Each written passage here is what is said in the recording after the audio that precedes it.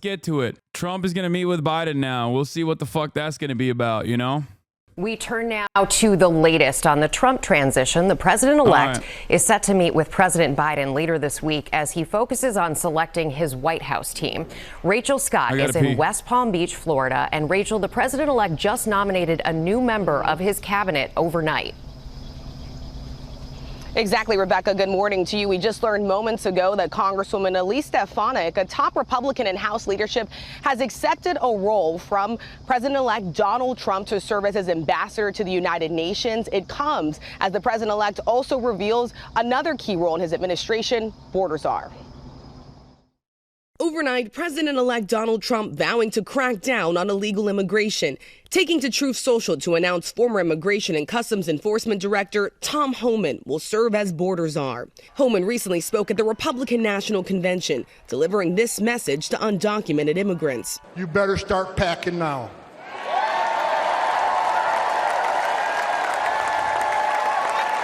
You're damn right.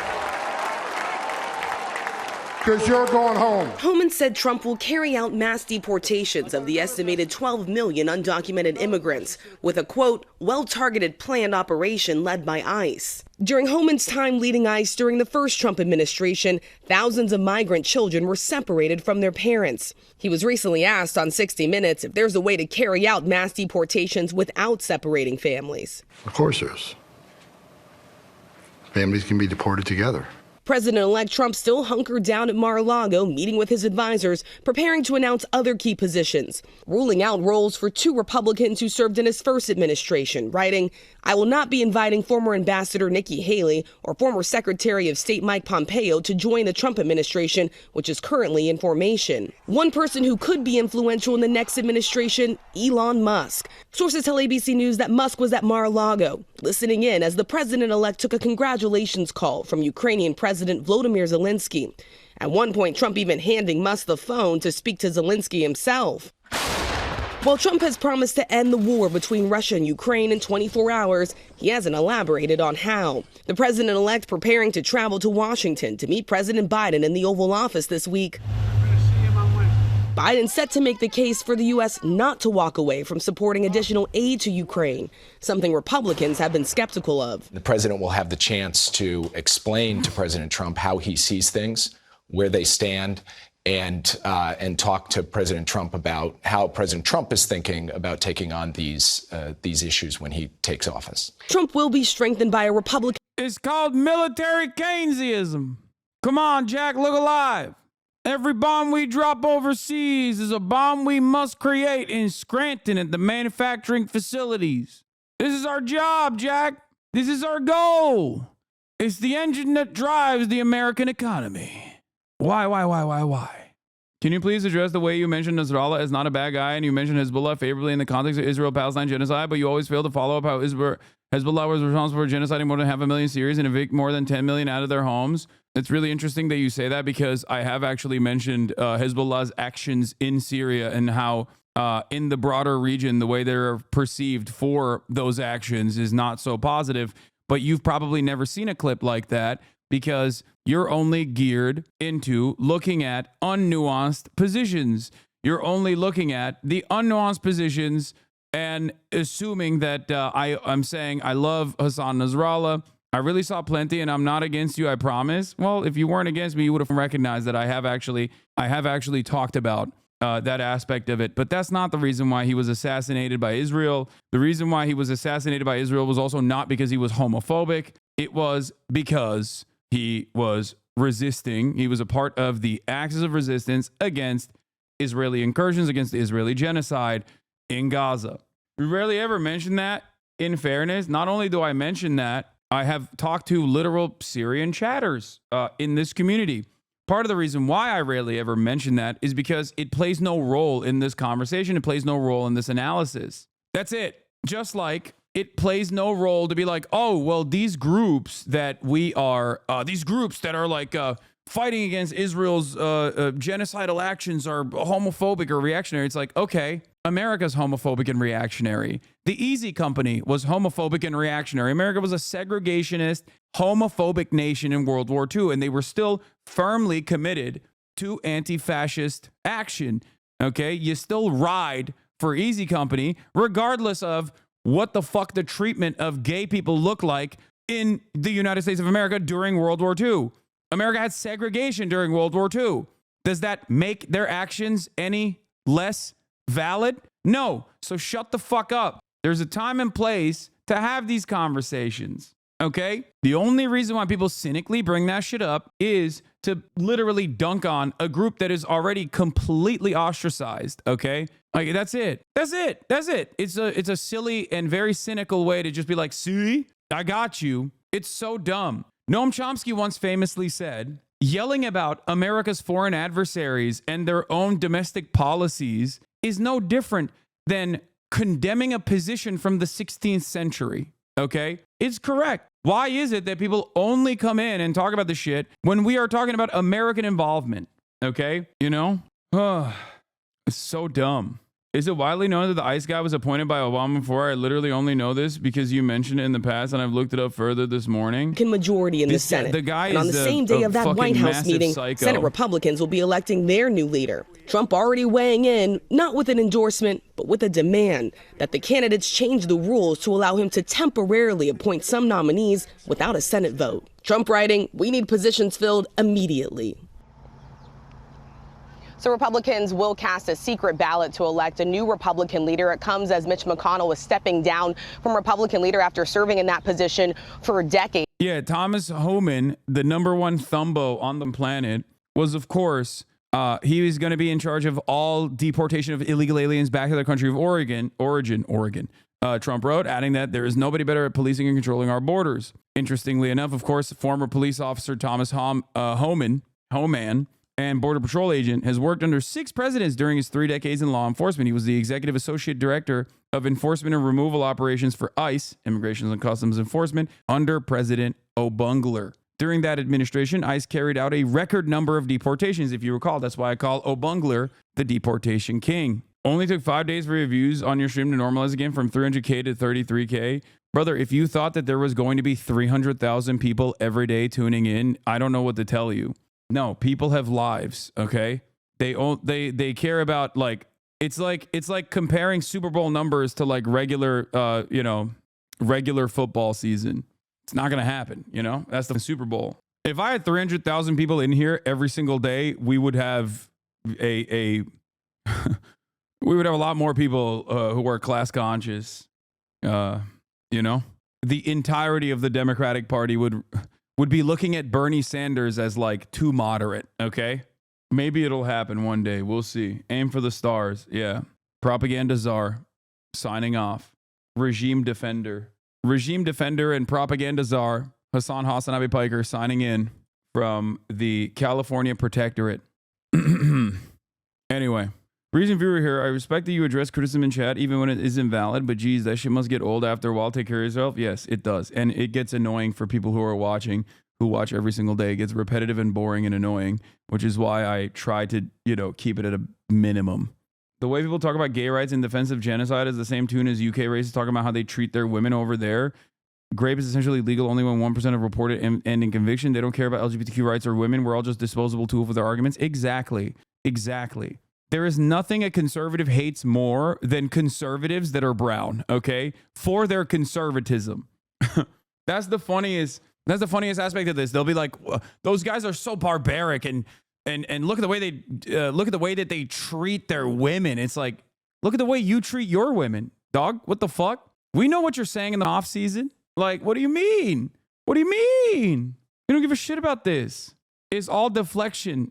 It's all deflection every step of the way. It's like whenever Republicans that talk about, melting the poor, melting the homeless, will then turn around and will be like, the moment the conversation switches over to immigration, they go, well, what about our homeless population? Why can't we take care of them? It's like, bro, you don't give a fuck about the homeless population. What are you talking about? We know you don't give a fuck about the homeless population. They only care about it as a talking point against another thing, another problem, Or when Republicans will say mental health. Bro, Trump is already elected. They won't change the president because of your opinion. You are not that guy. Put the fries in the bag. Your opinion won't change. God damn it. Yeah. So That's the beautiful part about this, is that it doesn't matter who the president is, because it's not like I was fully and firmly committed to the Biden administration either. I was incredibly critical of the Biden administration when they were president, and I will continue to be incredibly critical of the Trump administration now that Trump is president. I will continue to organize against all of the most awful aspects of his presidency.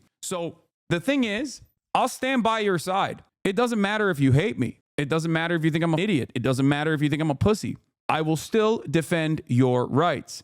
And when push comes to shove, when one of your immediate family members is slated to be deported, I'll be there. If that's not the case, if you have no immediate family members that are undocumented migrants, it doesn't matter. There's always going to be something that harms you, okay? That's the difference between you and I. I want you to have health care. You are captivated by a platform of hatred. I, on the other hand, want you to still get healthcare. I still want you to go to college for free. I still want you to have a good job. I want you to have a better future. I want you to be able to own a home. Okay? That's it. That's why I'm perceived as a radical on the left, because of those things that I fight for. And those things are universal values. Okay? That's it. So, shut up, socialist commie freak. Do you think Legault retiring would impact democracy? Yes. And by that, I mean, he's going to retire and he's going to run for president, and then he's going to be the president. And America's going to have a Maoist peasant revolution, a Maoist peasant revolt, you know? If LeBron ran for president and asked you to be in his cabinet, would you? I would die. I would die on the spot if that was, if such a wonderful thing ever happened in America. Anyway. President-elect Donald Trump announced that he will nominate New York member of Congress Elise Stefanik to be the U.S. ambassador to the United Nations. She has been one of his closest allies in Congress for years now. From Lenin to LeBron, okay? Lebron. We are there. A specter is haunting the United States of America. Statement to CNN, Trump said, quote, "I am honored to nominate Chairwoman Elise Stefanik to serve in my cabinet as U.S. ambassador to the United Nations. Elise is an incredibly strong, tough, and smart America First fighter." So this is just one announcement, a sense of where he might be going in terms of foreign policy. Let's get right to CNN's Steve Conterno for where this fits and what else might be coming. Steve. Yeah, John, Stefanik is some. Respect women. What? Pretty obvious Trump was set up to win. He beat a woman once already, but yeah, let's just put him up against another woman. You're right. We should never have women run for president. That's the argument here. It doesn't matter. Woman or man, it doesn't matter. What their background is does not matter, okay? It worked so great the first time. Oh my God. Oh my God. This is silly as fuck. What matters is someone's capability of communicating honesty and authenticity to as broad of a population as possible with good policies, okay? That's it. If it was a man, he wouldn't have won by this landslide. I'm sorry, use the data. Sure. Yeah.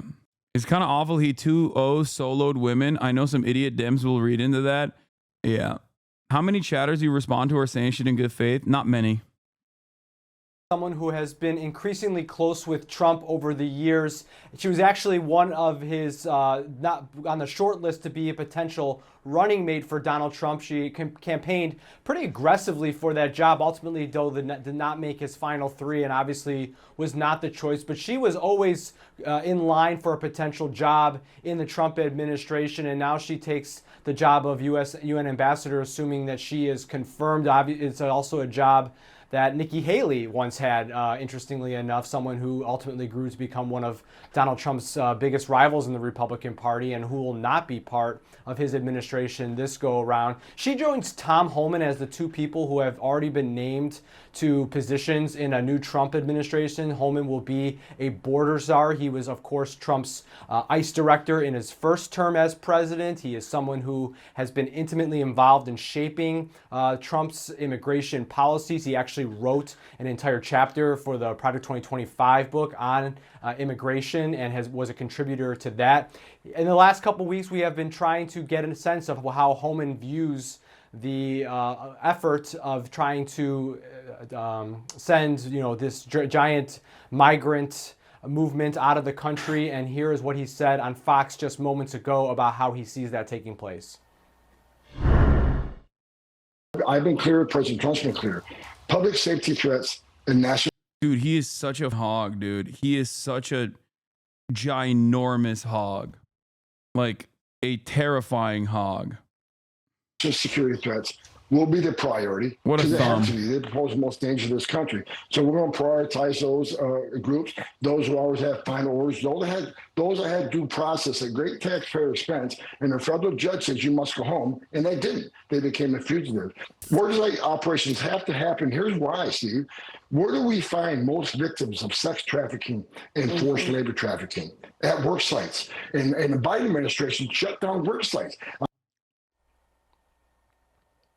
Now, all these decisions are coming from Trump as he stays camped out at Mar-a-Lago in the weeks since his re-election, where he is getting a lot of influence from many of the people who were key to his victory, including RFK Jr., Susie Wiles, who has gone from campaign manager to chief of staff, and also Elon Musk, who obviously was intensely involved in the effort to get Donald Trump elected. He has had an outsized role in shaping the influence around Donald Trump's new administration. We always knew he was in line for some sort of role, potentially overseeing spending, but it has been far more expansive than that. And he has grown apparently close with the Trump family. Take some look at some of the pictures posted to social media by Trump. What is the incentive for the left to ever be platformed? Democratic Party is completely captured. Why would they ever concede to any kind of left-wing messaging that could hurt the donor base in the long run? The party is lost and cannot be captured internally. There has to be an electoral path outside the Democratic Party structure. We'll see.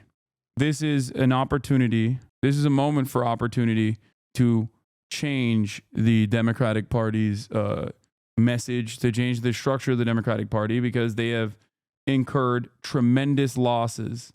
Hi, when I was getting out of the alt-right pipeline in 2020, I was 16. I remember seeing your clips taken out of context and thinking you were crazy. Around 7-8 months ago, I've kept up with you on YouTube and found out how similar our ideals are. Keep up the good work. I'm glad that you offered me some charitability. Many people do not, and I don't even fault them for not doing that, but I'm glad that you did that.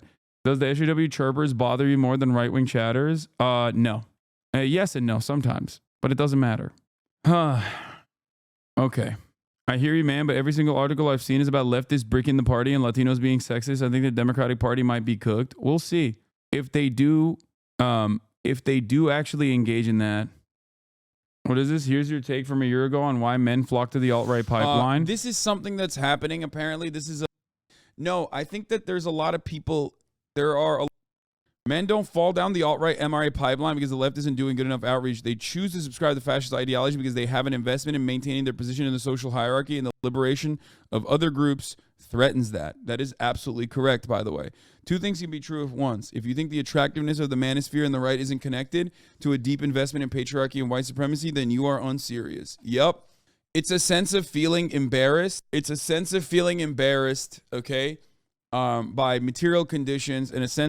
God, I look like shit, dude. Holy sense of nostalgia that you are desperately seeking, that you feel the manosphere gives you by building this, by basically building up this systemic criticism that is false, and telling you that you yourself are not the problem. The system is broken, and the system is actually at fault for your situation. It's escapist. It also does not offer good advice, but basically tries to reinforce previously established constructs as a way for you to feel like a little bit of power, especially over your interlocutors as you own them. It's silly. It's stupid. Nah, most 14-year-olds don't care about that. They just want to own the libs. No, even when we talk about 14-year-olds, you're failing to understand what I mean.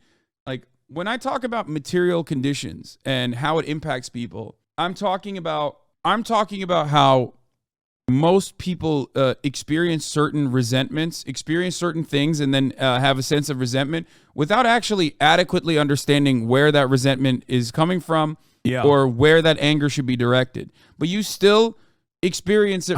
I'm agreeing with myself from the past. What the fuck? What's wrong with me? I'm like, yeah, this guy's spitting. Regardless, you know what I mean? Two things can be true at once. If you think the attractiveness of the manosphere and the right isn't connected, there's a deep investment in the patriarchy, in supremacy, white supremacy, you are unserious.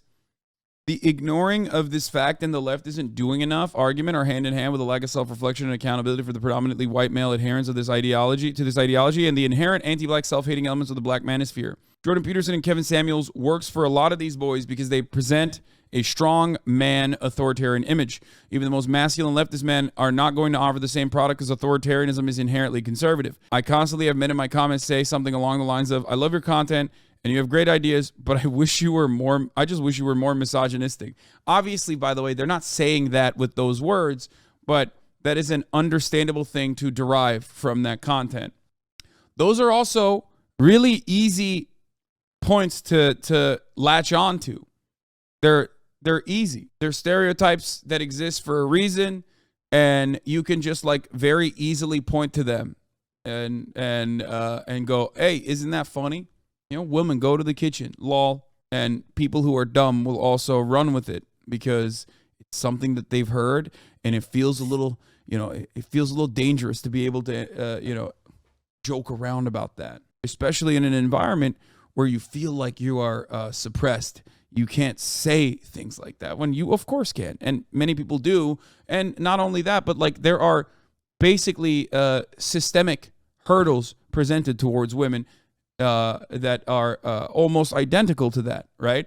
Like undermining civil liberties. Abortion rights is a great example of this. You know what I mean? Pink tax, shit like that. Things that you don't have to really think about as a man. It's not a matter of effort. It's the fact that we live in a white supremacist patriarchy, and we have a lot of conservative centrists and even some so-called leftists who say they care about helping men and boys, but also want to somehow maintain these hierarchies.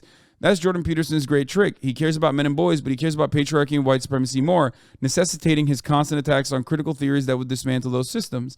That's why I can't get the average dude to agree with any and every major feminist tenet around gender and sex, as long as I don't call it. I can get the average dude to agree with every major feminist tenet, as long as I don't call it feminism, because then they're chip triggers and they turn into Sneeko or some shit. And yay, is still algorithmically controlled and optimized.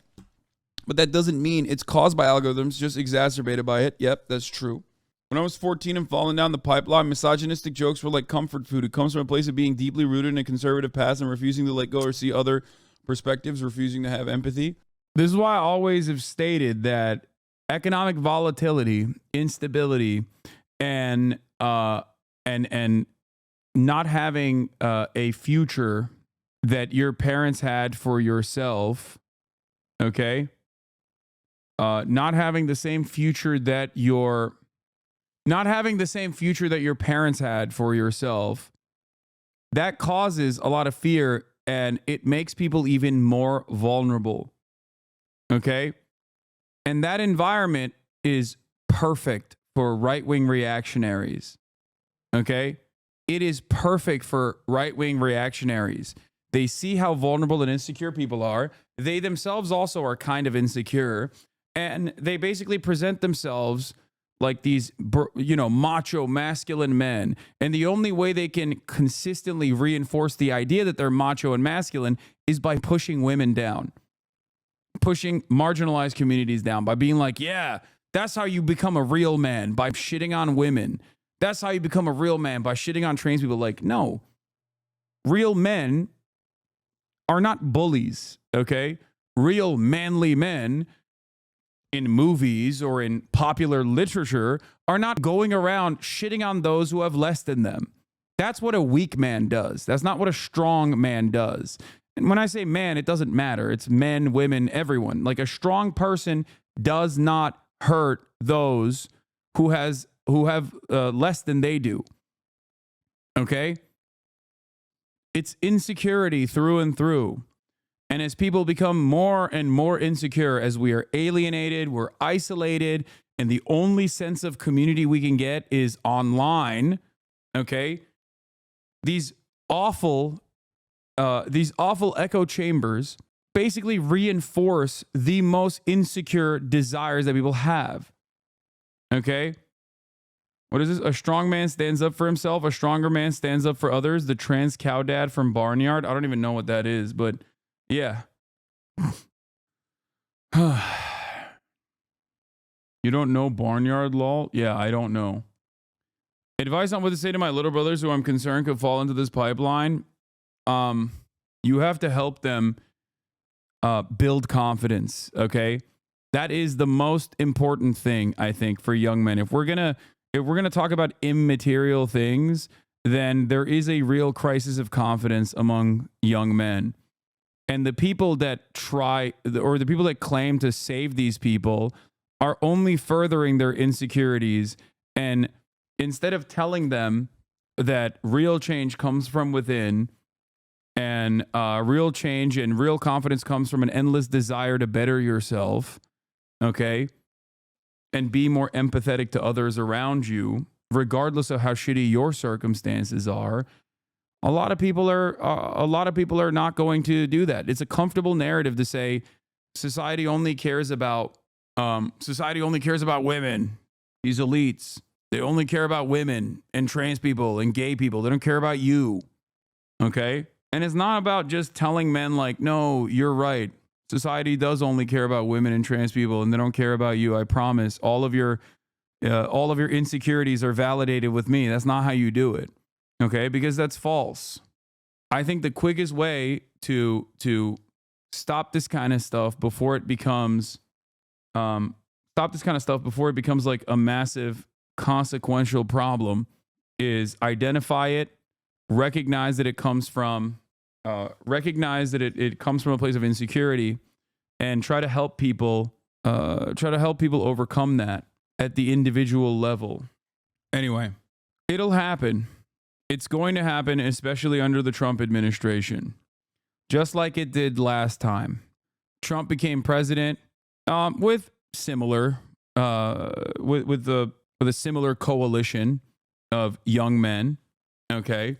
And it has increasingly gotten more diverse, his base of support. But having said that, there was plenty of young men who were out there being like, oh yeah, I vibe with Trump. And then what happened?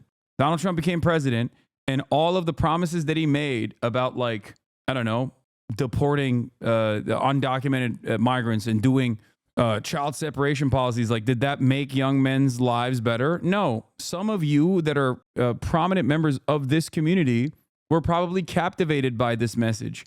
Maybe not directly the Trump message, but at least a Trumpian message that you were getting from alt-right YouTubers, right? And what happened? You realized that Trump became president, and the power, the people in positions of power, they changed their party. But your situation, your circumstances did not improve, okay? They didn't, because owning the libs, okay, a policy of revenge, petty revenge, is not going to put food on your table. It's not going to put money in your pockets. It's not going to make your living circumstances better. That's it. It's just not changing anything. It's immaterial. It is simply a distraction, okay? This is what I try to explain to people all the time. Pure spite-driven politics will get you nowhere. And both parties and their most prominent members in the base do spite-driven politics, okay? You have to have firm commitments. You have to have convictions. Sure, owning the cons is fun. That's why we do Hogwatch, okay? To expose how silly or how stupid some Republicans might be. But at the end of the day, I still want them to have health care. I still want them to have a meaningful life. I still want them to have a comfortable existence, to have some semblance of autonomy in their lives, unconditionally, okay? Unconditionally, regardless of my anger and frustration for the dumb, nonsensical bullshit that they might be presenting in that very moment. I still want them to have a better life. They deserve a better life, regardless of their positions, regardless of the cruelty that they have signed off on, okay? It's very important, because in that process, when people go on that journey of independently developing themselves, and as material conditions improve, you eliminate these vectors of hate. You eliminate an environment, the underlying environment that causes people to seek out different answers, okay? That's it. Do you believe that right-wing pundits deserve the same kind of unconditional faith that they will change? Not really, because they have a job. They're doing that for the bag, ultimately. So it makes it very difficult for them to truly organically change their perspective, because their bag-making capabilities come from them constantly being more and more right-wing, pushing the needle. I respect it when a content creator does organically come to different conclusions, and I will always defend them, okay? But in the interim process, as long as they're churning nonsensical right-wing propaganda that is filled to the brim with hate with the express purpose of making money and also making more people right-wing, I'm always going to have smoke for them. Okay? As someone who has been a conservative for most of their life until 20 years old, it's the difference between people like you and people who hate on everyone in the South simply existing in those conditions that actually moves people to the left. Yeah. Stop having arguments in the chat. Trump is on track for a smaller popular victory vote than Hillary Clinton in 2016. Democrats have work to do. They need to build a coalition that's not always 2 points from losing to MAGA. But I don't see Republicans internalizing that this was a narrow victory in a historically anti-incumbent year. Many presidencies have faltered by misreading an anti-incumbent mood as a sweeping ideological mandate. Yuval Levin makes the same point more eloquently. This is the trap of our 21st century presidents have tended to fall into. They win elections because their opponents were unpopular, and then imagining the public has endorsed their party's activist agenda, they use the power of their office to make themselves unpopular. This is why the public moved left on key issues during Trump's first term and right during Biden's. I don't agree with that. I think it's a very centrist position because it's not like Biden, who ran on the fucking public option as a way to destroy Bernie's Medicare for all, actually followed through on that. Okay? Wide sweeping systemic changes did not occur under the Biden leadership. Yes, the Biden administration was significantly more anti-corporate in its regulatory agencies and the way that they operated, and that was great. Having said that, however, if the environment demands wide sweeping changes and you're only offering like a little bit of that, and you're not also promoting the things that you have done in the process, yeah, people are not going to recognize it. But yeah, Meta's thread is overrun with liberal election fraud conspiracies. We did some lib watch earlier. That shit was crazy. Congress is voting on HR 9495 tomorrow, says Sana Seed, which would see a devastating eradication and criminalization of Muslim, Arab, Palestinian, pro-Palestine nonprofit groups. See my thread below for more historical context. So this is a bipartisan bill from September 10th in the House Ways and Means Committee discussing HR 9495, a bipartisan bill which includes provisions threatening to revoke the tax-exempt status of any nonprofit the government deems a terrorist-supporting organization, a new legal category. The current version, which was introduced by Representative Claudia Tenney and co-sponsored by Brad Schneider and Dinah Titus, is paired with a provision that would provide tax relief to American hostages held by terror groups and other Americans unjustly imprisoned abroad. Hamadanchi said combining the two provisions was likely a ploy to push the nonprofit terror bill through with as little opposition as possible. The law would not require officials to explain the reason for designating a group, nor does it require the Treasury Department to provide evidence. So you can just turn around and say this is a terrorist group and revoke their 501c3 status. Devastating. And also, and as Ryan Grimm correctly points out, for the record, straight out of Project Tester, which is the Project 2025 McCarthyist version of anti-Palestinian protests, anti-Israeli protesters getting hit with a RICO charge. Last time I've heard anti-Semitism was my uncle saying that Jews control the media, and at the time I did not even know how to respond to that, and even thought that it could be true, but thanks to your broadcast, I've learned how to counter that message. Such awful speech and dunk on people spreading misinformation. Thank you. Hell yeah. Once again, that's exactly why I do what I do. This is straight out of Project Tester, which Dropsite News covered. It's extremely dangerous.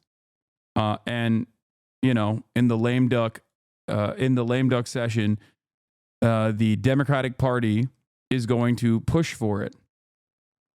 Remembering how back in 2020 primary, when it looked like Bernie would win, CNN panicked and started booking me and a few other Bernie lefties semi-regularly. Then Clyburn made his move. Biden won South Carolina. The other candidates dropped out to make way for Biden. And I haven't seen the inside of a CNN green room since. Funny to think about now that I see a few people on CNN and MSNBC maybe admitting that Bernie had a point. These networks have always had room for never-Trumpers who basically only exist on cable news, and even actual Trumpers, but almost completely shut out the populist left. Somehow their commitment to a diversity of viewpoints conveniently excludes the one ideology that threatens capital's bottom line. That's true. But I think the first part of that is more important. And that's why I always say there is a method out there and there is a way to actually bully the Democratic Party and the media institutions into submission to do the right thing. Okay? Because when they noticed that Bernie had broad momentum and was very popular, they responded by not ultimately suppressing it, even though they did do that, right? But they were like, okay, let's hear him out. That's why I say if there was like a Trumpian style economic leftist figure within the Democratic Party that like somehow snuck in, okay, these outlets that run on blue no matter who narratives, some of them would actually go along with it. And the donor class, depending on, maybe I'm too crazy for this, and this is my most idealistic position. This is my most anti-materialist position, and I recognize it. But I think that what Donald Trump was capable of doing to the Republican Party, someone could do to the Democratic Party as well by just openly saying, no, this is what we have to do. We have to start winning again, okay? Do you want us, or do you want these psychopathic fascists who are going to create too much instability for you to make money? Yes, you might take a hit in your bottom line in the short term, but this country will benefit from it tremendously. A big reason they do that is fear of losing center-right people to Fox. I wish there was a mainstream progressive outlet. Yeah.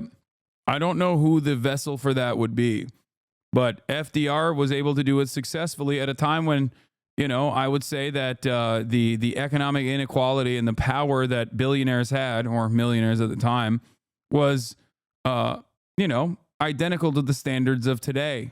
Sometimes you need a bold leader. Yeah. Senator Bernie. Yeah, Bernie Sanders' vision is so popular that even Asmongold's community likes him. As a Republican, I always said Bernie stood on business. He was the Democratic Party's best shot, but rather they shot themselves in the foot. The sad thing is that no one listens to Bernie, not even in his own party. This is exactly why he left the Democratic Party, for those who don't know. Dude is older than Biden, but is 1,000 times more coherent than Biden. Like Asmongold's entire community. This has 1.6 million views in 23 hours. Think about that. Anyway, while you think about that, let's get back to Donald Trump.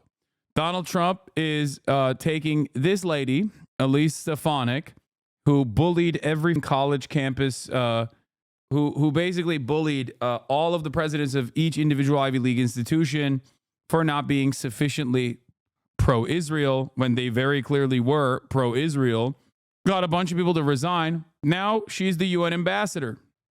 The Biden-Harris administration knows that the Palestine Authority is continuing their pay-to-slay policies and lining the pockets of terrorists who kill Israelis. However, Joe Biden and Kamala Harris are choosing to ignore the law and waiving mandatory terrorism sanctions on the Palestinian government. She wants to stop funding the PA, which is a part of the Israeli security apparatus. Okay, this is not Hamas. This is directly at odds with Hamas and also directly at odds with the Palestinians in the West Bank anyway. It is literally a part of the Israeli security apparatus. This is putting a Palestinian face on Palestinian oppression, basically. And she wants them to not have funds either. Okay? Now, she's going to be in the admin. I do think this is funny, though. Now that Elise Stefanik is Trump's UN ambassador, Israel just got the green light on any war crime they like. That light is going to become permanent green for any war or atrocity they commit. Wasn't this already the case? Uncle Cenk, you know? Unc is wildin'. Like, what's different? What's different about what's going on right now, you know? Oh, man, things are certainly going to be different now with the way that this country offers no red lines to Israel. Now, the thing that will change is that Israel will feel more galvanized and most likely inevitably annex the West Bank. But anyway, okay, let's continue. Let's get back into it. All right, we're going to do border czar, incoming Trump's border czar. Trump's granddaughter with Elon Musk, with the Trump family, What is and this? clearly is finding himself with an influential part of Trump's early sort of cabal of people who are helping set up his new government. It's an interesting development given how much wealth he has, how much conflicts he has throughout the world, what he has already done in China, what he is doing with the war effort in Ukraine, and it will be interesting to see what role he has, official or otherwise, in the Trump administration going forward. Yes, fingerprints, Elon Musk's fingerprints or Twitter prints all over the place right now during this transition. Steve Conterno, thank you very much for that. We just heard announced that Tom Homan, the former head of ICE, is going to be Trump's border czar. He had a conversation on 60 Minutes. I want to play a little bit of that. Is there a way to carry out mass deportation without separating families? Of course there is. Families can be deported together. It's not going to be a mass sweep of neighborhoods. It's not going to be building concentration camps. I've read it all. It's ridiculous. So, Scott, how do you see this being Trump's policy sort of being meted out? Well, first of all, I think Mr. Homan is the exact right choice, and I'm glad the president has moved on that so quickly because it was such a big part of his campaign.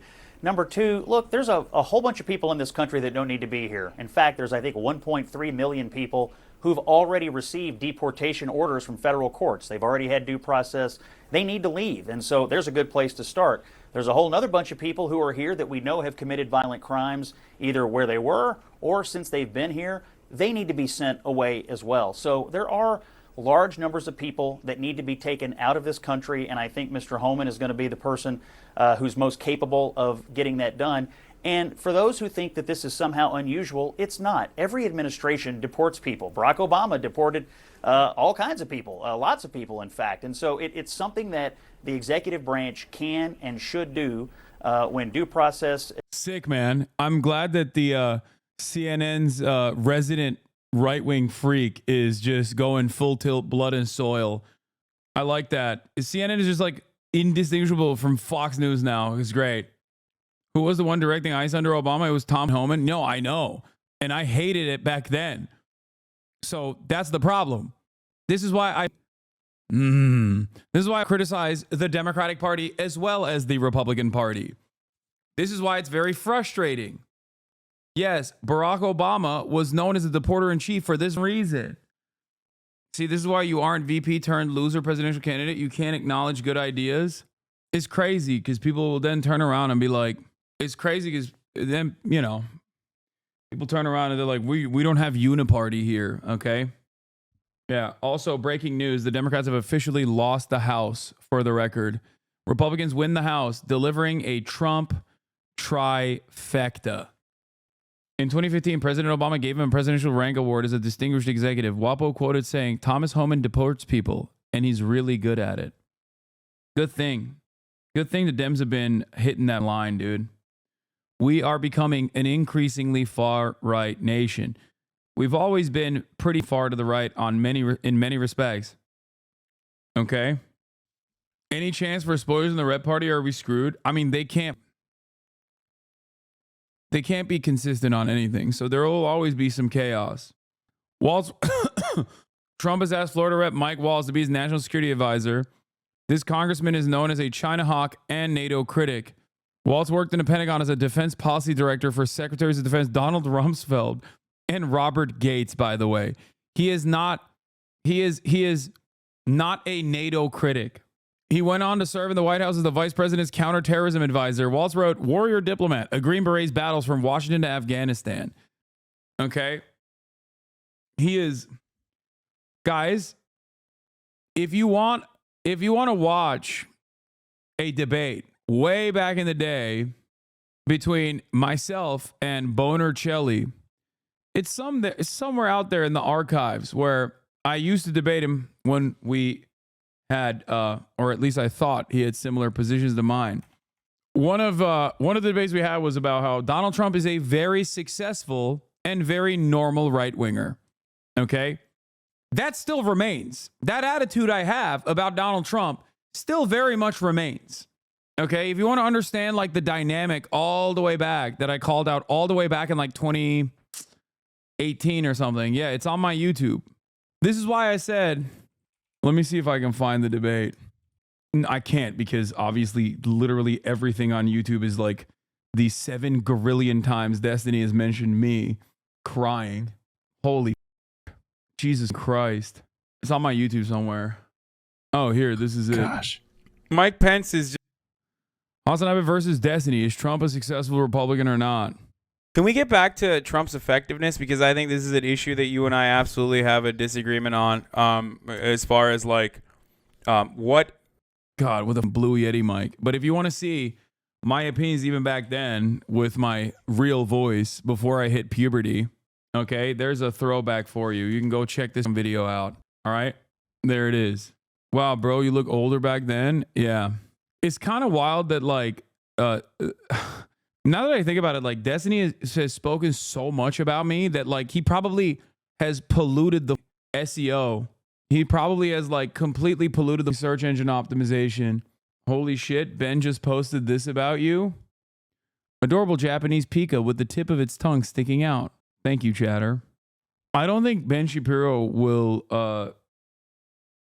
contest me or will talk about how like anti-Semitic I am or something, because I suspect that he has a lot of people who are actually anti-Semitic in his fan base, and he wouldn't want them to rush to my side to be like, oh, I actually agree with Hasan on this issue only, because they accidentally think that I am anti-Semitic when I am not.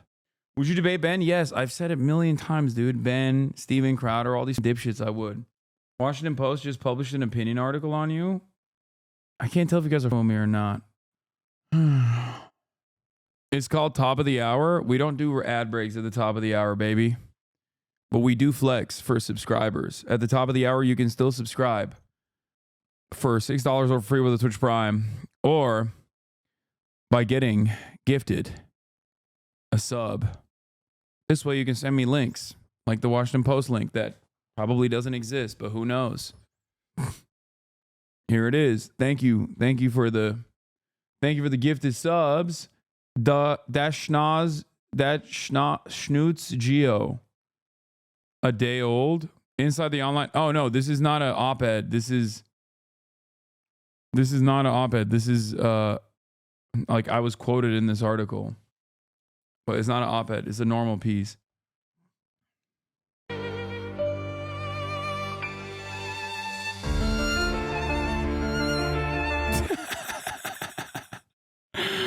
I think the protesters should have let Kamala speak. This is their fault. Also, campaigning with Cheney was a great idea. Oops. How the f did they find that? How the f did they find a video of Kamala looking like she's accidentally clicking the reverse camera? Must be from her cooking streams. Yeah. Have you already heard about the RFK Jr. wellness farms? No. Prognosis guarded. Thank you for the 5 gifted subs. Chris Wallace quitting CNN. Wait, what? Why? He's going back to Fox. Literal FEMA camps. The RFK farms. Dude, you know what's crazy? You hit your all-time highest subscription count. Congrats. I did not realize that I had. But, wait, he's quitting because of Joe Rogan and Charlemagne? What? You shut the f up. MP Sharky, multiply. Prognosis guarded, thank you for the 5 gifted. The move could add a new chapter to the story of the 77-year-old journalist. Dog, he's 77. Let him breathe. You know what I mean? Do you see this Intercept writer? Yeah, I did. It was sick. Yeah, he's quitting. Chris Wallace is quitting because he said, it's my time to be president. What the f is this? Breaking. Kamala Harris, former comms director, has proposed that Biden step down within 30 days, allowing Harris to temporarily assume the presidency as a symbolic gesture. Oh, that's awesome. That's really stupid. Wow. People are, yeah, like a Make-A-Wish kid, dude. That's sick. Anyway, and first and foremost, you would enforce the actual energy sanctions on Russia. Russia is essentially a gas station with nukes. Putin is selling more oil and gas now than he did pre-war through China and Russia. And you could couple that with unleashing our energy, lifting our LNG ban.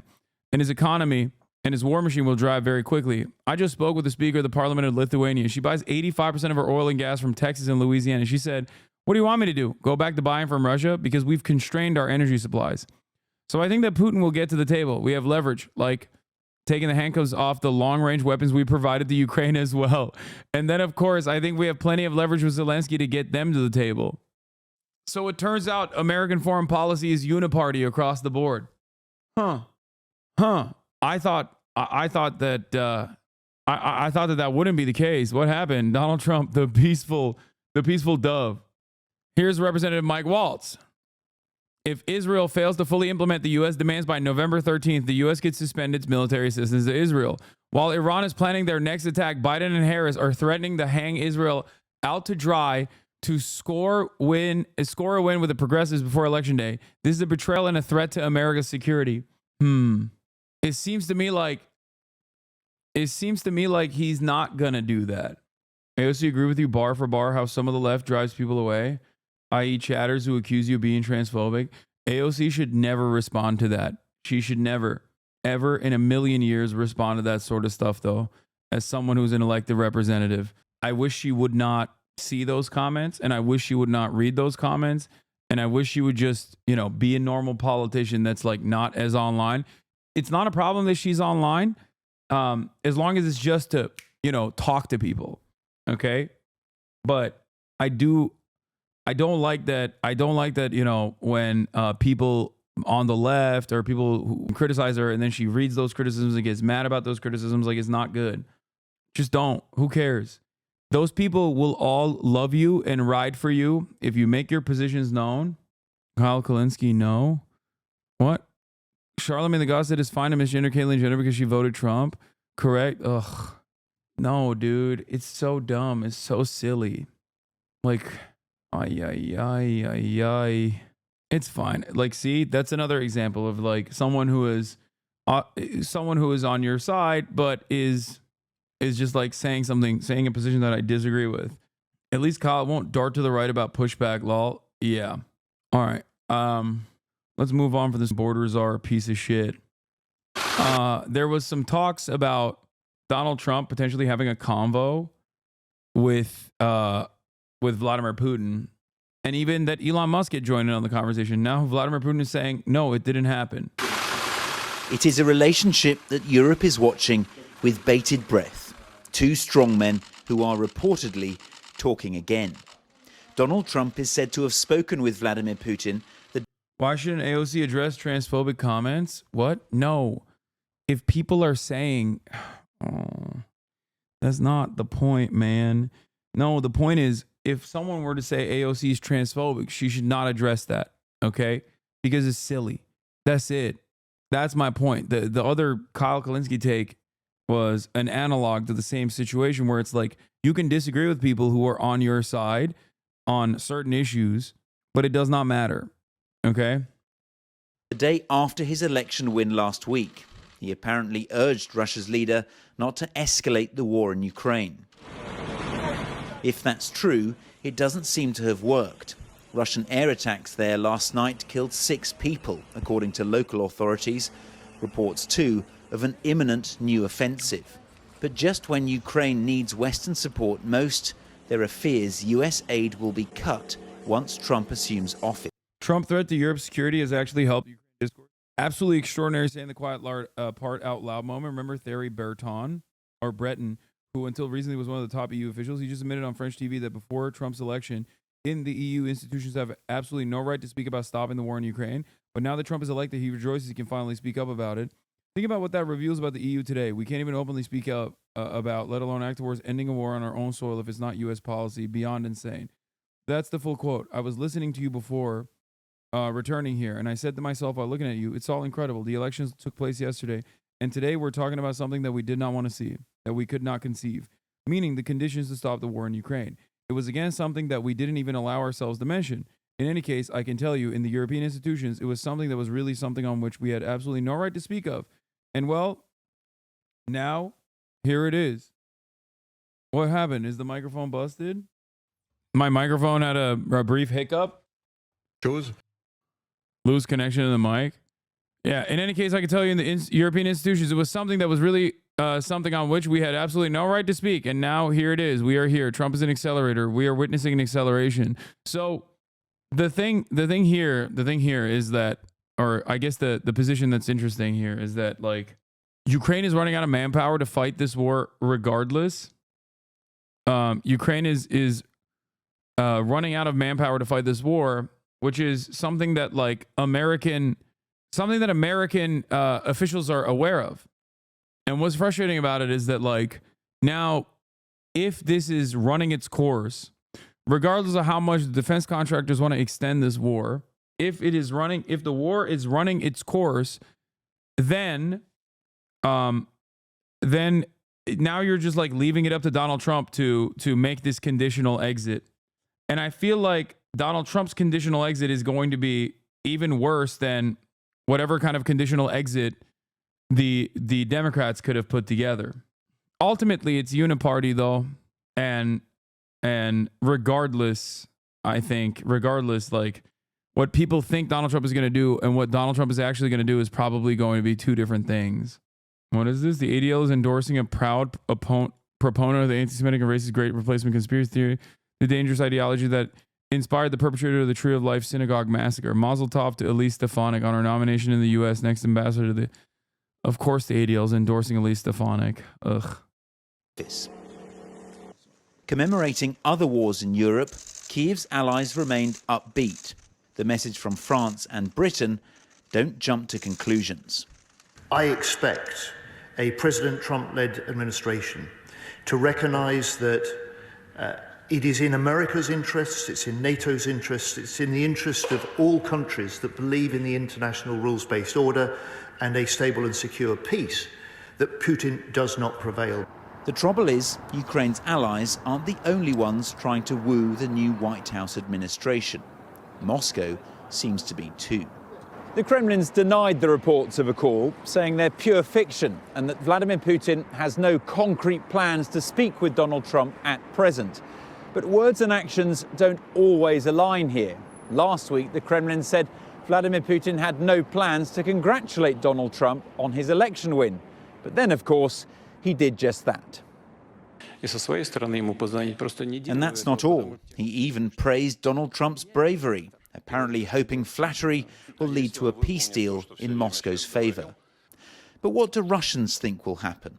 Will Trump live up to his promise to end the war soon? Trump is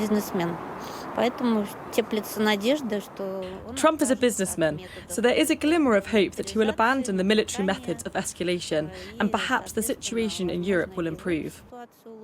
This was part of the election campaign. He doesn't control everything. Will Russia accept just another Minsk 2.0 peace, but the West keeps arming Ukraine? I don't think a proper peace is possible without a powerful third party making sure that Ukraine doesn't rearm and Russia doesn't try to sabotage Ukraine.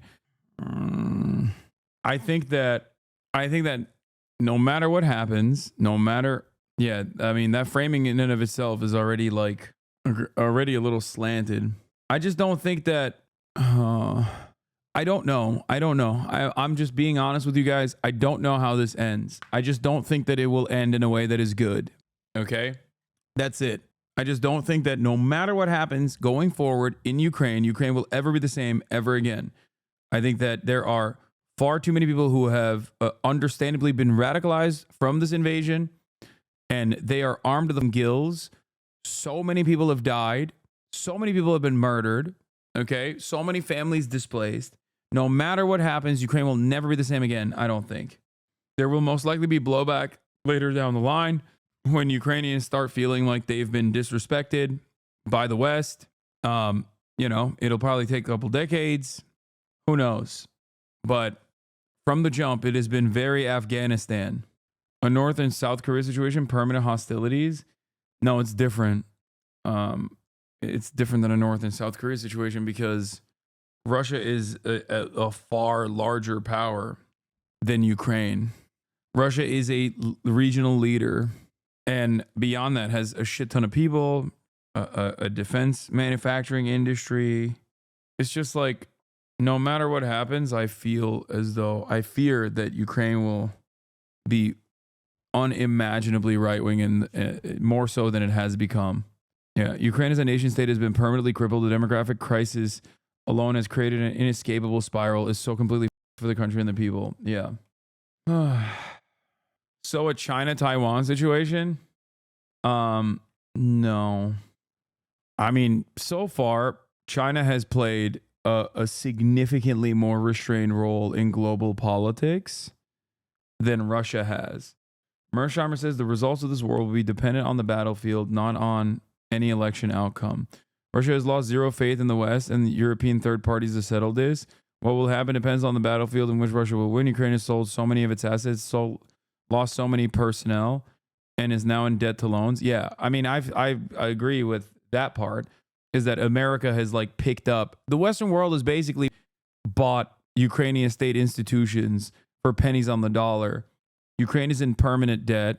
Their their entire demographics have shifted. That's not true. Global politics doesn't stop in Europe. China has impacted Africa and Southeast Asia greatly, but you don't hear it. No, I'm saying that like the Chinese relations with those who are in the orbit of the West have been significantly and dramatically more restrained than Russia's actions in Ukraine. Do you not agree with that?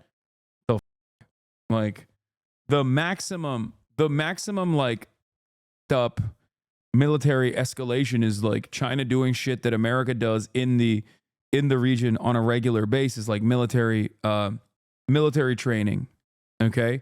Or spraying Filipino boats with the Chinese Coast Guard with like water, you know? That, when you compare like Israel's actions in Gaza or when you compare Russia's actions in Ukraine, is like a laughable thing to even bring up. If the standard of our foreign adversaries is what Russia is doing in Ukraine, then what China is doing to America's regional allies is nothing in comparison. It's not even in the same conversation. China has always been unimaginably restrained when it comes to its like hot war approach. They never take that chance. China's geopolitical and economic position seems like it will improve with time, and the reverse for the U.S. I know it's in the U.S.'s view that if China were to invade Taiwan, it would be beneficial for the U.S. if China attempts this sooner. Yeah.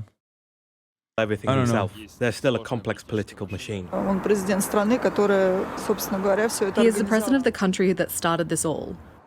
I think he will support the interests of his country. They were not in our favor from the beginning. Perhaps the only certainty of the next Trump presidency is that it's impossible to predict. China invading Taiwan anytime is bad? Yes, that would be unimaginably disastrous. It would be a worse version of Ukraine. Yeah, of course it would be bad. What do you mean? It would be a disaster for the planet, okay? What the CHIPS Act was in part designed to decouple the United States of America from Taiwan and de-escalate USA interest in Taiwan. What do you suggest to Ukraine's political parties given the election? I don't know. Is there politics happening in Ukraine still? So right now, all sides are hoping for the best. Ivor Bennett, Sky News in Moscow.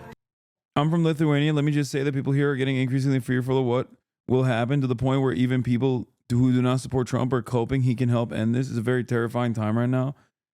Yeah, I don't think he will, but who knows?